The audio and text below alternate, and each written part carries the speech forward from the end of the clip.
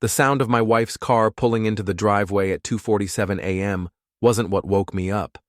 It was the silence that followed, the kind of quiet that screams louder than any argument we'd ever had. I'm Matt Macready, 43 years old, construction foreman with calloused hands and a mortgage that keeps me awake most nights. But tonight, it wasn't money troubles keeping my eyes open. It was the growing certainty that my marriage was rotting from the inside out, like water damage behind drywall that you don't notice until the whole wall comes crashing down. Celia had been working late at her Pilates studio again. Third time this week. The studio that closed at 9 p.m. sharp, according to the schedule I'd helped her laminate and hang on the front door 2 years ago when we still talked about building something together. I heard her heels clicking on our front steps, those expensive ones she'd bought last month with money from our joint account, the same account that had been bleeding cash faster than a burst pipe, though she always had an explanation ready. Business expenses, Matt. You wouldn't understand.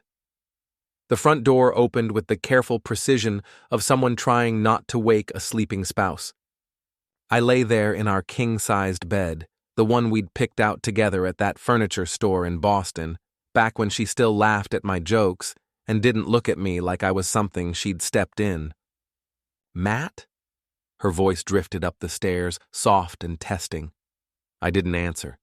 Instead, I listened to her move through our house, the Victorian I'd spent 3 years renovating with my own hands, working weekends and holidays to turn it into something worthy of the woman I'd married. Every creaking floorboard was familiar to me. I knew exactly where she was. Kitchen, then living room, probably checking to see if I'd left any lights on that might indicate I was awake and waiting for an explanation. The shower started running, at almost 3 in the morning. That's when I knew for certain what I'd been suspecting for months. You don't shower off a late night at work, you shower off someone else. I got up and walked to the window, looking down at our driveway. Her silver BMW sat there, engine still ticking as it cooled down. But what caught my attention was the car parked across the street, a red Mustang that belonged to Lucas Grant, the real estate hotshot who'd been sniffing around Celia's studio lately, offering his marketing expertise to help grow her business. The pieces clicked together with the satisfying precision of a well-built joint. All those late nights, the mysterious business meetings, the way she'd started dressing differently, spending money we didn't have on clothes and treatments that were supposed to make her more professional. The distance in her eyes when she looked at me like I was a problem she was trying to solve. I stood there in my boxers and old Red Sox t-shirt, watching Lucas's taillights disappear around the corner, and something cold and calculating settled in my chest. Not anger, not yet. Something more dangerous than that. The same feeling I got when I looked at a construction problem that everyone else said was impossible to fix. The challenge that made me roll up my sleeves and get to work. When Celia came to bed an hour later, smelling like expensive soap and guilt, I pretended to be asleep. She slipped under the covers with the careful movements of someone carrying a secret, and I listened to her breathing until it evened out into sleep. But I stayed awake, staring at the ceiling, planning. The next morning started like any other, which was part of what made it so surreal. Celia made coffee in her silk robe, the one that cost more than I made in a week, and asked me about my day like she actually cared about the answer. Big job today, I said, watching her over the rim of my mug. Foundation work on the Henderson place. Probably be there until 8 or 9. Oh, that's too bad. Her voice had that practiced sympathy that didn't quite reach her eyes. I was hoping we could have dinner together tonight. But I understand. Work comes first, right?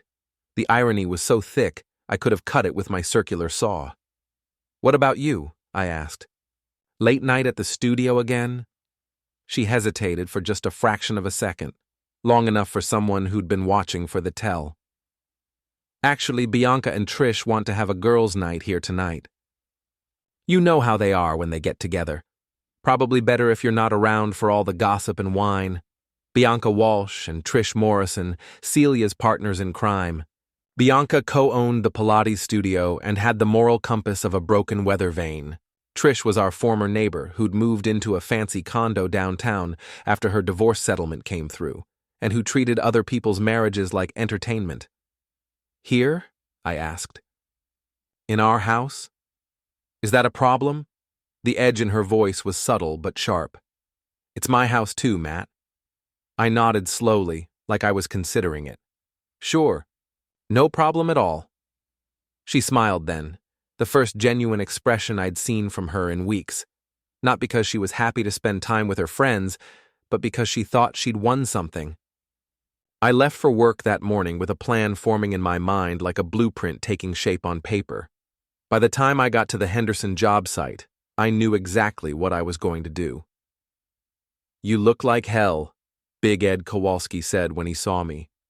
Ed was my best friend, and the best mechanic in town, built like a refrigerator with arms and about as subtle as a sledgehammer. He was also loyal as a golden retriever, and twice as protective. Didn't sleep much, I said, pulling on my work gloves. Celia again? I'd been confiding in Ed for months about the growing problems in my marriage. He'd listened with the patient attention of someone who'd been through his own divorce and came out the other side scarred but wiser. She's having her friends over tonight, I said. Girls' night, Ed snorted. Bianca and Trish? Those two could teach a master class in home wrecking. That's what I'm counting on. Something in my tone made him look at me more carefully. What are you thinking, Mac? I told him about the car, the late nights, the shower at 3 a.m. I told him about Lucas Grant and his red Mustang. I told him about the way my wife looked at me now, like I was something she was planning to throw away but hadn't quite figured out how yet. So what's the plan? Ed asked when I finished. I'm going to give her exactly what she wants, I said. And then I'm going to take it all away. The foundation work kept my hands busy that day, but my mind was elsewhere, working through every detail of what was coming. By 5 p.m., I had it all figured out. By 6, I was home, showered, and ready. Celia was in the kitchen, preparing for her girls' night, with the kind of attention to detail that would have impressed a wedding planner. Expensive wine, artisanal cheese, those little crackers that cost more per pound than my lunch meat. She'd changed into designer jeans and a top that showed just enough skin to be interesting. You're home early, she said, not looking up from her cheese arrangement. Finished ahead of schedule. I grabbed a beer from the fridge and leaned against the counter. When are the girls getting here? 7:30. You'll probably want to find somewhere else to be. Actually, I think I'll stick around tonight. Haven't seen Bianca and Trish in a while. The cheese knife slipped in her hand, and for a second, I saw something like panic flash across her face. Matt, I really think... Think what? That your husband shouldn't be in his own house when your friends come over? It's not that. It's just girl talk, you know? We want to be able to speak freely. About what? The question hung in the air between us like smoke from a house fire.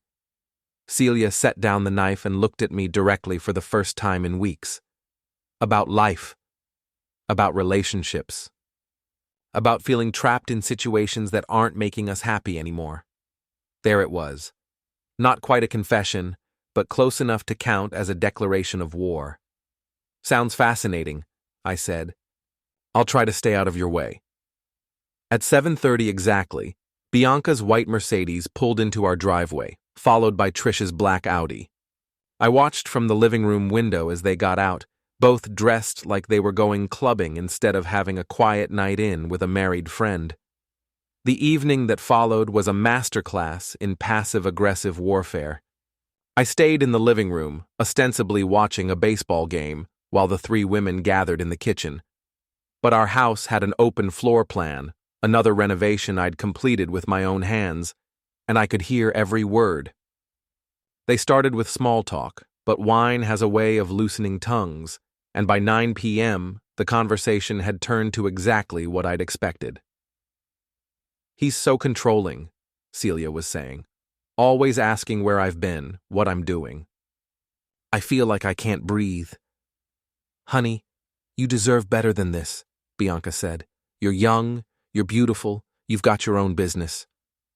Why are you settling for someone who doesn't appreciate what he has? Lucas thinks I should just leave, Celia said, and there it was, confirmation of what I already knew. He says I'm wasting my life here. Lucas is right, Trish chimed in. And he's gorgeous. If I were you, I'd already be packing my bags. I sat there in my recliner, the one Celia had been trying to get me to replace for 2 years, and listened to my wife and her friends plan the end of my marriage. They talked about it like it was a business transaction, weighing the pros and cons of leaving me for a man with more money and better abs. But the part that really got to me wasn't the betrayal. I'd been expecting that. It was the casual cruelty of it, the way they talked about me like I was a piece of furniture they were planning to donate to charity. The only problem is the house, Celia said. He put so much work into it, and legally, I'm entitled to half of everything. Get a good lawyer, Bianca advised. Take him for everything he's worth. Men like that never see it coming. That's when I stood up, walked into the kitchen, and smiled at the 3 women who'd been planning my destruction. Ladies, I said pleasantly, how's the wine? The silence that followed my entrance into the kitchen was the kind you hear right before a building collapses. 3 guilty faces turned toward me, each trying to calculate how much I'd heard and how much damage control would be needed. Celia recovered first, which didn't surprise me. She'd always been quick on her feet when it came to covering her tracks. Matt! We were just talking about business stuff. You know how boring it gets. Business stuff, I repeated, nodding slowly. Right. Lucas's marketing advice, I assume? The color drained from her face like water from a broken pipe. Bianca and Trish exchanged glances that screamed abort mission, but I wasn't done yet. You know what? You're absolutely right about one thing, Celia.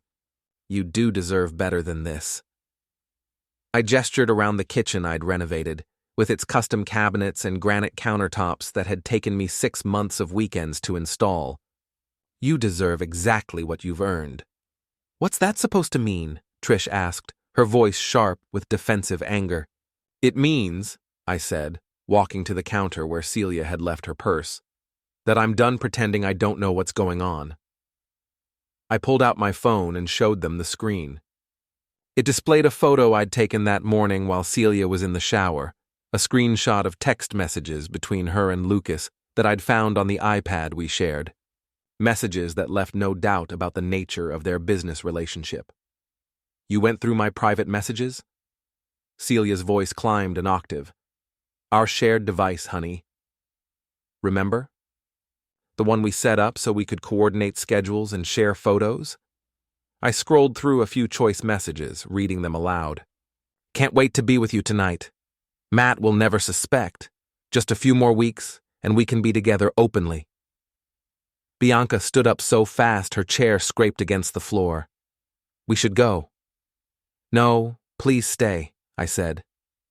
This is just getting interesting.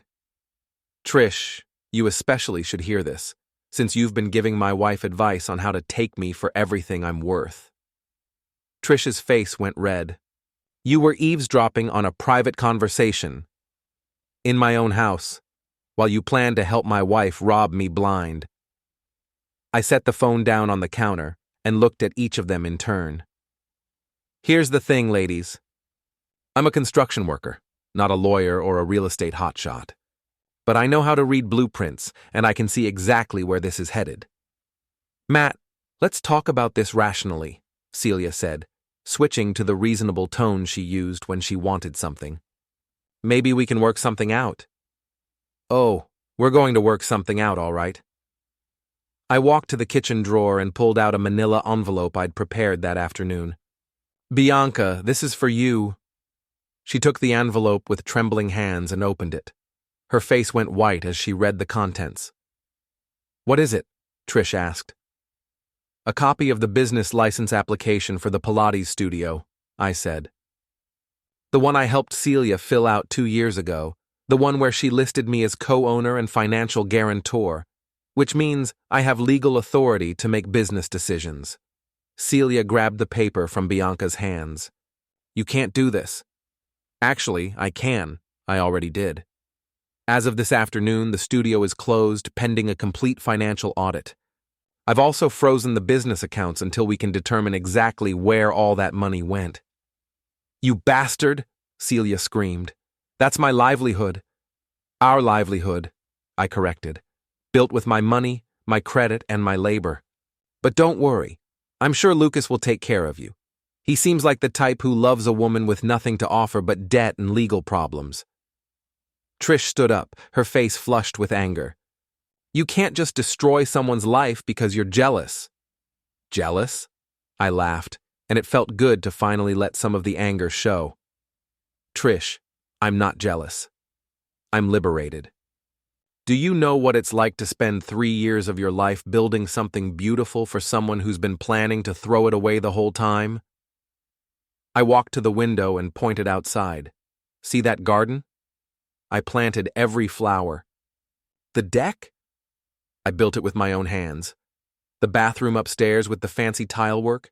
60 hours of labor, done on weekends because I wanted my wife to feel like a queen. I turned back to face them. But queens, as it turns out, don't appreciate peasants. They just use them until someone better comes along. Matt, please, Celia said, and for the first time I heard real fear in her voice. We can fix this. We can go to counseling. We can work it out. With Lucas? I asked. Should we invite him to couples therapy too? The room fell silent again. Outside, I could hear Mrs. O'Donnell's dog barking in the yard next door. Normal sounds from a normal evening in a normal neighborhood, while my marriage died in the kitchen I'd built with my own hands.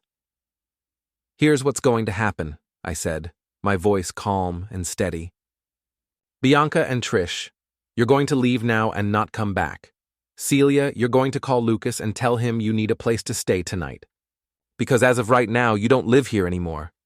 You can't kick me out of my own house. Watch me. I pulled out another envelope. Divorce papers, filed this afternoon. And before you start calculating your settlement, you should know that I've documented every suspicious expense, every lie, every late night. Adultery affects property division in this state, in case you were wondering. Celia stared at the papers like they were written in a foreign language. You planned this. You've been planning this. For about 12 hours, I admitted. But it turns out I'm pretty good at planning when I'm motivated.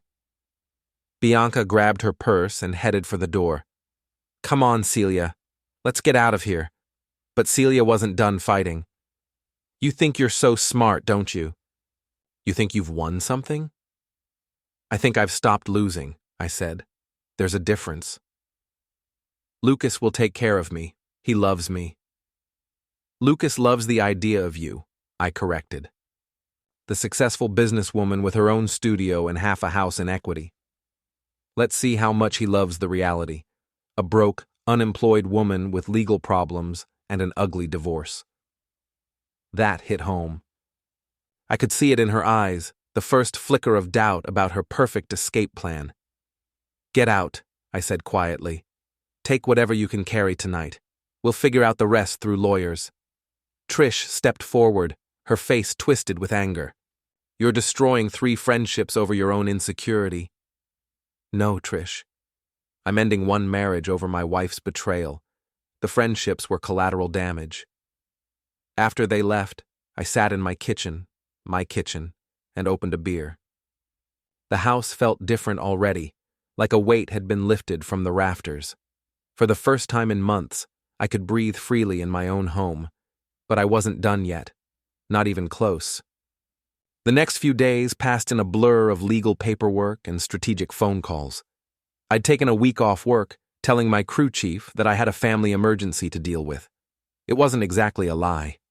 Celia had moved in with Lucas, just as I'd predicted, but what she didn't know was that I'd spent the last 2 days learning everything I could about her new boyfriend. Amazing what you can discover about someone when you know where to look and have the motivation to dig. Lucas Grant wasn't quite the successful real estate mogul he pretended to be. His flashy lifestyle was built on credit and commissions from inflated property deals that were starting to catch the attention of the state licensing board. The red Mustang was leased, the downtown condo was mortgaged to the hilt, and his business was 3 months behind on rent. But the most interesting thing I'd learned came from Mrs. O'Donnell, my 70-year-old neighbor who had the investigative instincts of a bloodhound and the gossip network of a small-town newspaper editor. "That Lucas boy," she'd told me over the fence that morning, "he's been sniffing around more than just your wife, if you know what I mean." It turned out that Lucas had a pattern. In the past 2 years, he'd mentored 3 different women who owned small businesses, promising to help them expand and modernize. All 3 relationships had ended the same way, with the women financially ruined and Lucas moving on to the next target. Celia was just the latest in a line of successful women who'd mistaken a predator for a prince. I was sitting in my living room, reviewing the financial documents my lawyer had requested, when my phone rang. Ed's name appeared on the screen. "You need to get down to the Green Lantern," he said without preamble. "Now." "What's going on?" "Your wife's friends are here and they're running their mouths about you to anyone who'll listen. Thought you should know what they're saying." The Green Lantern was the kind of neighborhood bar where everyone knew everyone else's business, and gossip traveled faster than a gas leak. If Bianca and Trish were there talking about me, the whole town would know about it by morning. I grabbed my keys and headed out. The bar was moderately crowded for a Thursday night, with the usual mix of construction workers, retirees, and people who had nowhere else to be. I spotted Bianca and Trish immediately. They were holding court at a corner table, surrounded by half the town's gossip network. "Completely unstable," Bianca was saying as I walked in. "Poor Celia is terrified of what he might do next. I heard he threatened to burn down the studio," Trish added, her voice carrying across the room. "She had to get a restraining order." That was news to me, since no such order existed. But facts had never been a priority for Trish. I walked to the bar and ordered a beer, letting them continue their performance. Ed appeared at my elbow, his face grim. "They've been at it for an hour," he said quietly, "making you sound like some kind of psychopath." "Let them talk," I said. "People in this town know me. They know what kind of man I am." But as I listened to the conversation behind me, I realized that wasn't entirely true. Bianca and Trish were skilled at this kind of character assassination, mixing just enough truth with their lies to make the whole story believable. "He always seemed controlling," someone said. "Remember how he never wanted Celia to go out with her friends?" "And that temper," Bianca added. "She showed me bruises once, but she made me promise not to tell anyone." That crossed a line. I turned around and walked to their table, and the conversation died like someone had cut a power line. "Ladies," I said pleasantly, "enjoying your evening?" Bianca looked like she wanted to crawl under the table, but Trish met my gaze with defiant anger. "We have a right to be here," she said. "Absolutely. It's a free country." I pulled out an empty chair and sat down. "Mind if I join the conversation?" I'd love to hear more about these bruises I supposedly gave my wife. The table went silent. Around us, I could feel the attention of the entire bar focusing on our little drama. "We were just," Bianca started. "Lying," I finished. "The word you're looking for is lying, which is interesting because I've been doing some research of my own lately." I pulled out my phone and set it on the table. "Trish, how's your divorce settlement holding up? Still getting those monthly payments from your ex-husband?" Her face went pale. "That's none of your business. Actually, it became my business when you started giving my wife advice on how to take half my assets. See, I got curious about your financial situation, and it turns out you've been lying to the IRS about those payments. Something about not declaring them as taxable income?" Trish stood up so fast she knocked over her chair. "You can't prove that." "I don't have to prove it, I just have to report it, which I did this afternoon." Bianca grabbed Trish's arm. "Let's go." "Oh, don't leave on my account," I said. Bianca, we haven't talked about your situation yet. She froze halfway out of her chair. What situation? The Pilates studio. You know, the business you co-own with my wife? The one that's been operating without proper insurance for the past 6 months because you've been pocketing the premium payments. I'd discovered that little gem while going through the business records with my lawyer. Bianca had been skimming money from the business account, including the funds that were supposed to pay for liability insurance. If someone gets hurt in a class, I continued, and finds out there's no insurance coverage, that's a lawsuit that could destroy both of you personally. Might want to look into that. The bar had gone completely quiet now. Even the bartender had stopped washing glasses to listen to our conversation. You're trying to destroy us, Bianca said, her voice shaking. I'm not trying to do anything, I replied. I'm just sharing information, the same way you've been sharing information about me for the past hour. I stood up and looked around the room at the faces watching us. Some were sympathetic, some were curious, and a few looked like they were enjoying the show. But none of them looked like they believed the lies these women had been spreading. Here's the truth, I said, loud enough for everyone to hear. My wife has been having an affair with Lucas Grant. Her friends knew about it and encouraged it. They planned to help her take half of everything I've worked for, and then they came here tonight to destroy my reputation so no one would sympathize with me. I picked up my phone and put it back in my pocket. But the thing about truth is, it has a way of coming out. And when it does, people remember who was telling it and who was spreading lies. I walked back to the bar, finished my beer, and left $20 on the counter. As I headed for the door, I heard the conversations starting up again behind me, but the tone had changed. Now people were asking questions about the women I'd left behind, and their answers weren't nearly as confident as they'd been an hour ago. Outside, Ed was waiting by his truck, grinning like he'd just watched his favorite team win the World Series. That was beautiful, Mac. Absolutely beautiful. It was necessary, I said. But we're not done yet. What's next? I looked back at the bar, where I could see Bianca and Trish through the window, surrounded by people who were no longer hanging on their every word. Now we go after the main target, I said. It's time Lucas Grant learned what happens when you mess with the wrong man's life. Lucas Grant's office was in one of those modern glass buildings downtown that looked impressive from the outside, but felt hollow on the inside. Kind of like the man himself. I'd done some electrical work there 2 years ago, which meant I knew the layout and, more importantly, I knew the building maintenance supervisor. Tommy Ricci had been a friend since high school, and he owed me a favor from when I'd helped him rewire his mother's house for free. When I called him that Friday morning, he was more than happy to help me out. Lucas Grant? Tommy laughed.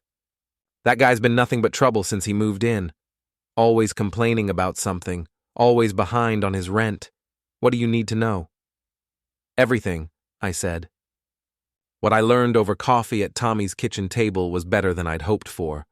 Lucas wasn't just financially overextended, he was in serious legal trouble.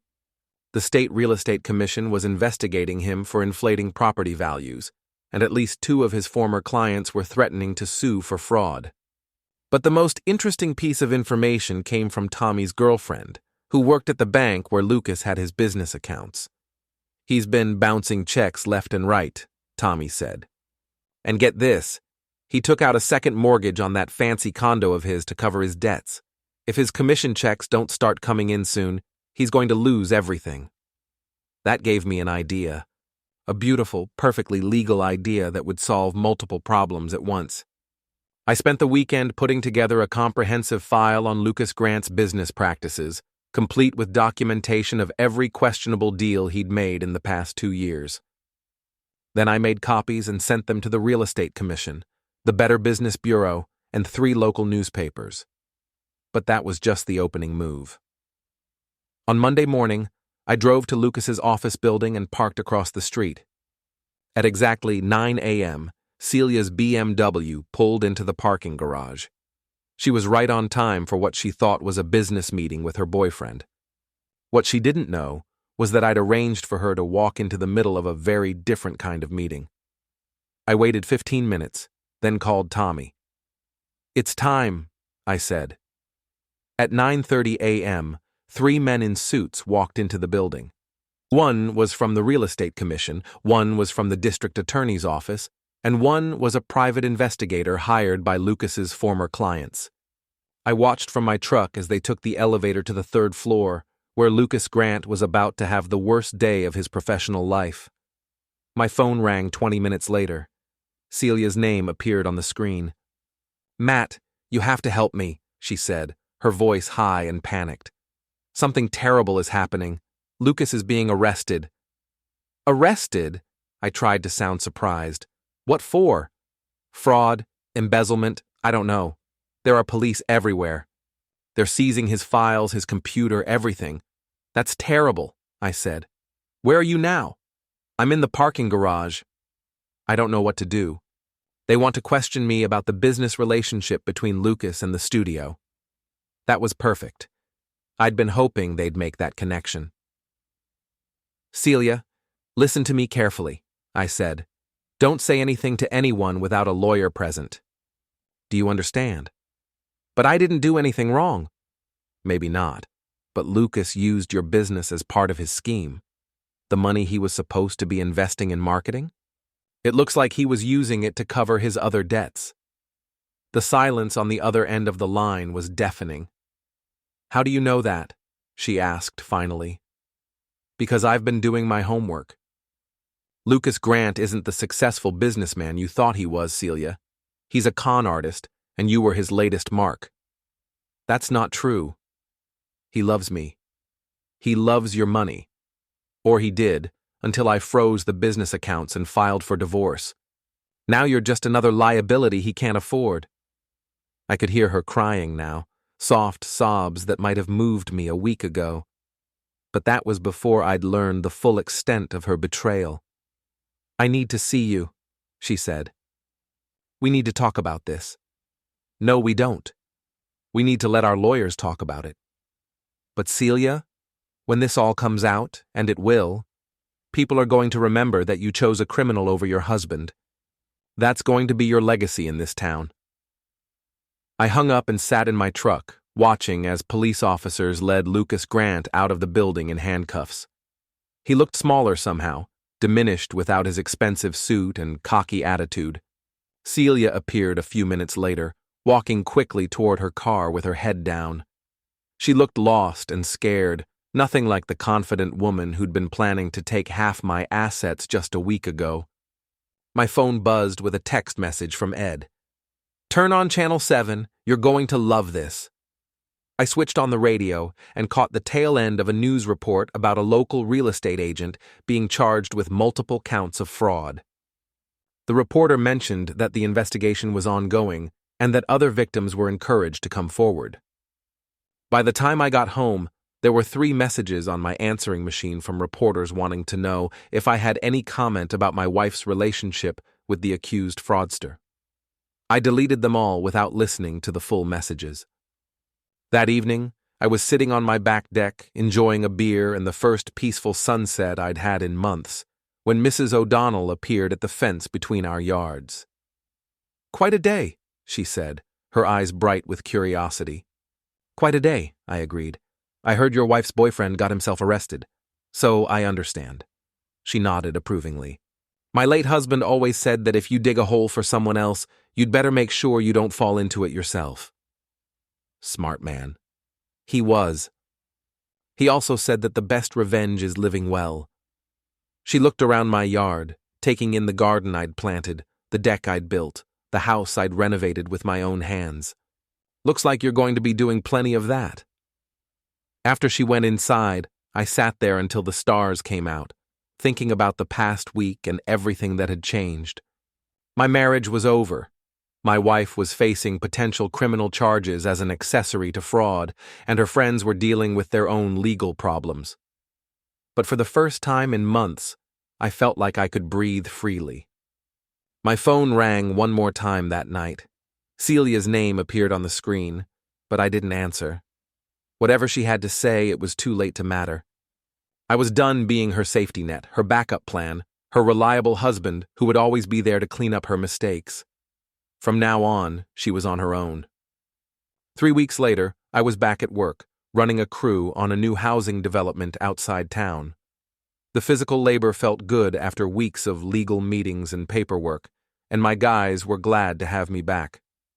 Word had gotten around about what happened with Celia and Lucas, but nobody mentioned it directly. Construction workers have their own code about personal business. We might gossip like old women, but we know when to keep our mouths shut around the man himself. The divorce proceedings were moving faster than I'd expected. Celia's involvement with Lucas had complicated her legal situation to the point where her lawyer was advising her to accept whatever settlement I offered, rather than risk a lengthy court battle that might expose her to criminal charges. I was generous, considering the circumstances. She could keep her car, her personal belongings, and a small cash settlement that would give her a fresh start somewhere else. The house, the business, and most of our joint assets stayed with me. But the real satisfaction came from watching Lucas Grant's empire crumble in real time. The news coverage had been devastating. 3 more victims had come forward with stories of inflated appraisals and fraudulent investment schemes. The state had revoked his real estate license, the bank had foreclosed on his condo, and he was facing federal charges that could put him in prison for years. Celia had tried to distance herself from him, but the damage was done. Everyone in town knew she'd left her husband for a criminal, and that kind of reputation doesn't wash off easily in a small community. I was loading tools into my truck at the end of a long day when Ed pulled up in his wrecker, towing a familiar red Mustang. "Look what I found abandoned behind the mall," he said, grinning. "Bank repo. Want to guess who it belonged to?" Lucas's prized Mustang looked sad and neglected, with a cracked windshield and a dent in the passenger door. The car that had once symbolized his success was now just another piece of collateral damage from his legal troubles. "What happens to it now?" I asked. "Auction next week. Probably won't bring much, considering the condition." I walked around the car, remembering the night I'd first seen it parked outside my house. It seemed like a lifetime ago. "You know what, Ed? I think I might bid on it." "Seriously? Why would you want that piece of junk?" "Because sometimes the best revenge is driving your enemy's car." The auction was the following Saturday, held in the parking lot of Ed's garage. I arrived early and watched as a small crowd gathered around the various repossessed vehicles. The Mustang drew some attention, but most people were put off by the obvious damage and the car's association with the town's most notorious recent scandal. When the bidding started, I let a few other people drive the price up before jumping in. In the end, I got Lucas Grant's pride and joy for less than I'd paid for my last motorcycle. That afternoon, I drove the Mustang to the one place in town where I knew Celia would see it. She was working at a coffee shop downtown, the kind of minimum wage job that was a far cry from running her own business. I'd heard through the gossip network that she was living in a studio apartment above the shop, paying rent by the week and trying to save enough money to leave town. I parked the Mustang directly in front of the coffee shop's main window and went inside. Celia was behind the counter, wearing a brown apron and looking older than her 38 years. The stress of the past month had taken its toll. Her hair was pulled back in a simple ponytail. Her expensive clothes had been replaced by practical work attire, and the confident woman I'd married was nowhere to be seen. "Hello, Celia," I said. She looked up from the espresso machine she was cleaning, and I saw her eyes go wide when she recognized me. Then her gaze shifted to the window, where the red Mustang sat gleaming in the afternoon sun. "Is that—" she started. "Lucas's car?" "Yeah. I bought it at auction yesterday. Thought it might make a nice weekend cruiser." The color drained from her face. "That's sick, Matt. Even for you." "Is it?" I thought it was practical. Low mileage, decent engine, and the price was right. I looked around the coffee shop, taking in the mismatched furniture and the handwritten menu board. "How's the new job working out?" "It's fine," she said, but her voice was tight with barely controlled anger. Good. Honest work is important. Builds character. She slammed the espresso machine parts down on the counter. What do you want, Matt? Haven't you done enough? I want a large coffee, black, and maybe one of those blueberry muffins. I pointed to the display case. The one on the left looks good. For a moment, I thought she was going to refuse to serve me. But then she remembered where she was and who was paying her wages now. She poured the coffee and bagged the muffin with sharp, angry movements. $4.50, she said. I handed her a $10 bill. Keep the change. As she made change, I noticed her hands were shaking slightly. The manicured nails were gone, replaced by short, practical cuts. The expensive jewelry had been sold off, leaving pale marks on her fingers where her rings used to be. You know, I said conversationally, I ran into Bianca yesterday at the grocery store. She's working at the insurance agency now, trying to rebuild her reputation after that whole business with the studio. She mentioned that you two aren't speaking anymore. Celia's jaw tightened. Bianca blamed me for her problems, said I brought Lucas into our lives and ruined everything. Did you? I made mistakes, she admitted. But I didn't deserve what happened to me. What happened to you? I repeated. Celia, you cheated on your husband with a criminal. You planned to steal half of everything I'd worked for. You let your friends spread lies about me all over town. What exactly did you think was going to happen? I thought Lucas loved me, she said quietly. Lucas loved your money. The same way you loved his. Neither of you cared about anything real. I picked up my coffee and muffin and headed for the door, but before I left, I turned back one more time. For what it's worth, I said, I hope you figure out what you're actually looking for. Because whatever it was, you're not going to find it by destroying other people's lives. I walked out to the Mustang and drove away, leaving Celia standing behind the counter of a coffee shop that smelled like other people's dreams. That night, I sat on my back deck, looking out over the garden I'd planted and the yard I'd landscaped, drinking a beer and listening to the sounds of my neighborhood settling in for the evening. Mrs. O'Donnell was watering her flowers, the Hendersons were grilling burgers, and somewhere in the distance, a dog was barking at something only it could see. Normal sounds from a normal evening in a normal life. My phone buzzed with a text message, but I didn't check it. Whatever crisis or drama or emergency someone wanted to share with me could wait until tomorrow. Tonight was mine. I'd built a good life in this town, with my own hands and my own sweat. I'd built a house that would last for generations, friendships that had survived the worst kind of betrayal, and a reputation that no amount of gossip could destroy. And if that wasn't revenge enough, then I didn't know what was. The Mustang sat in my driveway, gleaming under the streetlight like a trophy. Tomorrow, I'd probably sell it and use the money for something practical. But tonight, it was a reminder that sometimes the good guys do win, and sometimes justice looks exactly like you thought it would. I finished my beer, turned off the deck lights, and went inside my house, to get a good night's sleep in my own bed. For the first time in months, I slept like a baby.